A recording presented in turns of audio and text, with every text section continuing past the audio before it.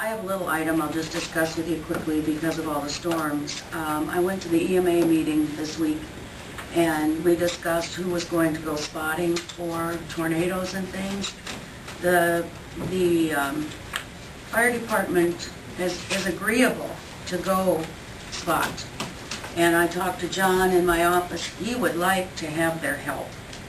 So I think from now on, when there's any kind of bad weather activity, we're going to have the fire department as well as the police department. That night. So okay, and I plan on going to the next fire department meeting to discuss that with them. There was a little confusion before.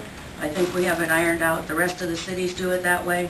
We don't really need a council motion on it. There was discussion about what vehicles should they take, and I've asked Adam to do a little bit of research on that. I talked to Mr. Payton, our insurance provider, on the issue.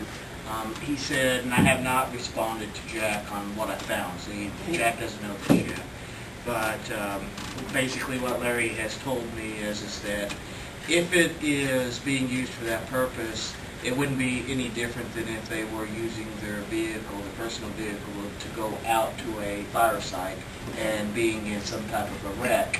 And I understand that actually occurred a couple of years back, and the decision of the insurance was to cover the deductible cost, and but that his insurance would still be the primary, the personal insurance would still be the primary insurance in that case. So I'll work with Jack and see where that puts us as far as. One of Jack's concerns was if I take a big fire truck out there and it blows away in a storm, and if he takes a big fire truck out there and it blows away in a storm, we're going to have a lot bigger problems than a fire truck. So, and maybe he'd be safer in that than he would be in a little pickup.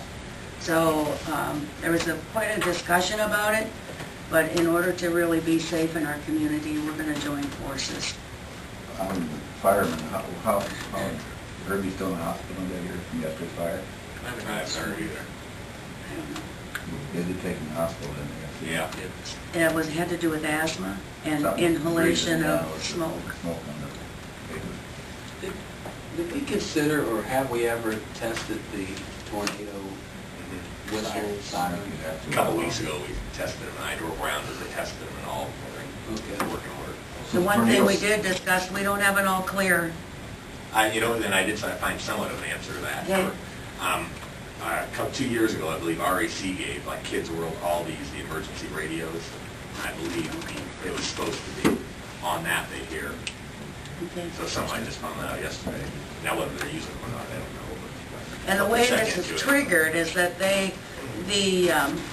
Mr. Bullock calls the police department, the sheriff's department, and he notifies them, and they notify all these other places about it, and it's up to them to blow the whistle. Okay?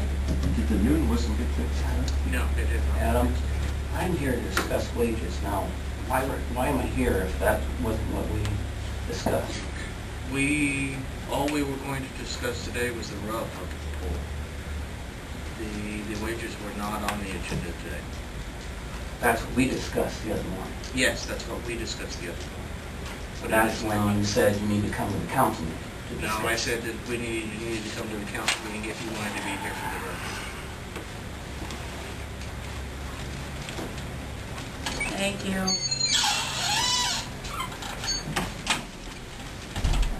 Is there anything else? If not, I'll take a motion for adjournment. Thank you for being. Also moved. Is there a second? Second. Call for a vote, Sandy? Councilman Frederick? Mm-hmm. Hanson? Yes. Musket? Yes. Yes.